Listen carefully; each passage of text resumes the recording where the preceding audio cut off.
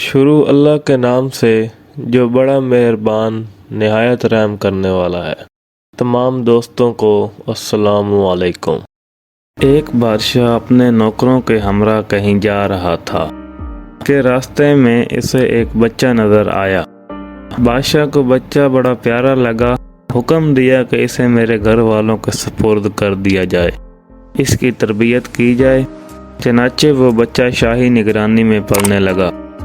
گھر والوں کا بھی یہ بچہ بڑا محبوب تھا، اس کا نام احمد یتیم رکھا گیا۔ بچہ ذہین و فطین نکلا۔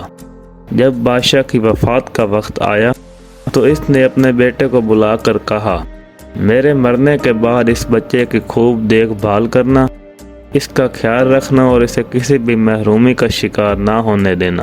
اپنے والد کی وفات کے بعد بیٹے نے والد کی وصیت پر پوری طرح عمل کیا۔ احمد یتیم کو زیادہ اہمیت دی۔ احمد خداداد صلاحیتوں کا مالک تھا، وہ بتدریج ترقی کی منزلیں طے کرتا گیا۔ نئے بادشاہ کو اس پر بہت زیادہ اعتماد تھا۔ اس نے اسے اپنے خاص خادموں میں شامل کر لیا اور تمام شخصی اور ذاتی معاملات اس سے مشورے سے کرنے لگا۔ کچھ عرصہ گزرا، احمد یتیم کی کارکردگی اور بہتر نظر آئی تو اسے محل کے تمام نوکروں کا نگران مقرر کر دیا۔ اب احمد آزادی کے ساتھ محل کے کسی بھی حصے میں جا سکتا تھا۔ ایک دن بادشاہ نے احمد سے کہا، میرے خاص کمرے سے فلاں چیز لے آؤ۔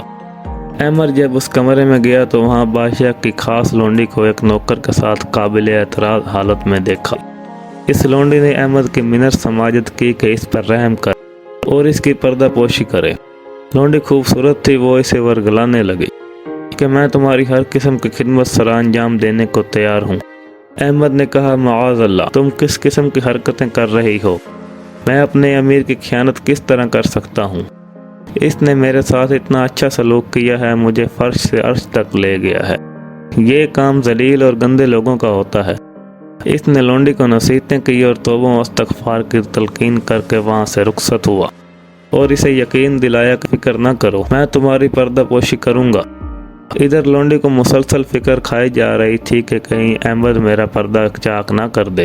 شام کے وقت حسب دستور جب امیر اندر آیا تو اس نے روتے ہوئے اپنے کپڑوں کو چاک کر لیا اور چہرے پر تھپڑ مارتے ہوئے امیر کے پاس پہنچ گئی۔ امیر اس وقت اکیلا تھا۔ اپنی خاص لونڈی کو روتے دیکھا تو کہنے لگا، تمہیں کس نے مارا ہے اور کیوں رو رہی ہو؟ لونڈی نے مکر و فریب کے ساتھ اداکاری کرتے ہوئے کہا، احمد یتیم نے میرے ساتھ دست درازی کرنے کی کوشش کی ہے، میں بامشکل اپنی جان بچا کر بھاگی ہوں، ورنہ وہ تو زبردستی منہ کالا کرنا چاہتا تھا۔ امیر نے سنا تو غصے سے بے قابو ہو گیا، بولا، اس شخص کی سزا موت ہے، اسے فوراً قتل کر دینا چاہیے۔ رات ہو چکی تھی، لہذا اس نے اپنے ارادے کو صبح تک ملتوی کرنے کا مناسب سمجھا۔ ادھر احمد یتیم محل میں بے حد مقبول تھا، تب لوگ اسے عزت کی نگاہ سے دیکھتے تھے۔ یہ مصلحت کے خلاف تھا کہ اسے سرعام قتل کروایا جاتا، اسے محل میں خواہ مخواہ چمگوئیاں ہوتی۔ امیر نے سوچا کہ اسے خفیہ طور پر قتل کروایا جائے تاکہ لوگوں کو اس کے جرم کا پتہ نہ چلے اور نہ قتل کا۔ خیر، امیر نے خود ہی منصوبہ بندی کی کہ اس نے اپنے خاص آدمی کو بلایا اور اس سے کہا، جس شخص کے ہاتھ ایک تھال بھجواؤں اس کو قتل کر کے اسی تھال میں اس کا سر رکھ کر اسے کپڑوں میں لپیٹ دینا اور پھر میرے پاس لے آنا۔ خادم نے حکم کی تعمیل میں سر ہلا دیا۔ چند دن گزرے، امیر نے احمد یتیم کو بلایا اور کہا، اسٹور میں جاؤ، وہاں سے تھال لے کر فلاں شخص کے پاس جاؤ اور اس سے کہو کہ مجھے امیر نے بھیجا ہے اور جو وہ دے اسے لے کر میرے پاس آؤ۔ احمد یتیم نے اپنے امیر کے حکم کی تعمیل میں تھال لے کر جلاد کی طرف روانہ ہوا۔ راستے میں اسے بعض نوکر ملے، ان کا آپس میں جھگڑا ہوا تھا۔ انہوں نے اس سے فیصلہ کرنے کی درخواست کی۔ اس نے کہا، میں امیر کے کام جا رہا ہوں، واپسی پر فیصلہ کر دوں گا۔ انہوں نے کہا کہ آپ کا فیصلہ کرنا نہایت ضروری ہے، اس کام کے لیے ہم کسی اور نوکر کو بھجوا دیتے ہیں۔ جب وہ تھال لے کر آئے تو آپ اسے امیر کے پاس لے جائیں۔ بات معقول تھی۔ انہوں نے ایک نوکر کو اشارہ دیا کہ وہ تھال لے کر فلاں شخص کے پاس جائے اور وہ جو چیز دے وہ واپس یہاں لے کر آئے۔ اتفاق دیکھیے کہ یہ وہی شخص تھا جو لونڈی کے ساتھ بدکاری کا مرتکب ہوا تھا۔ چنانچہ وہ تھال لے کر اس خادم کے پاس چلا گیا۔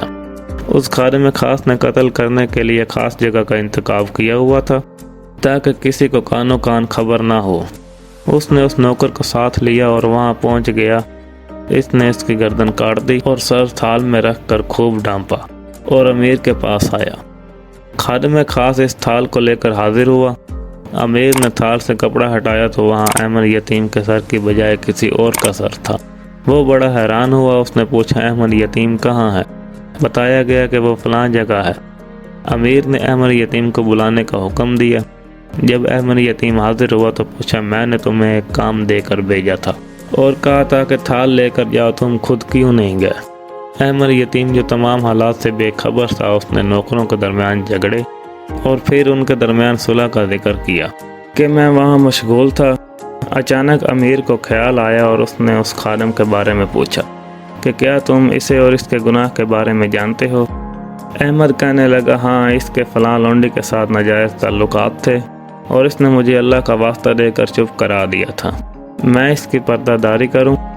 امیر کو جب یہ سارے واقعے کا علم ہوا تو اس نے لونڈی کو قتل کرنے کا حکم دیا اور احمد کو مزید اختیارات دے دیے، اور اس کے لیے اس کے دل میں محبت اور عزت و احترام مزید بڑھ گیا۔ یہ تھا انجام ایک وفادار کی وفا کا اور ایک خائن کی خیانت کا۔ بلا شبہ اللہ رب العزت کا فرمان حق اور سچ ہے، اور بری تدبیر کا وبال اس تدبیر والے پر ہی پڑتا ہے۔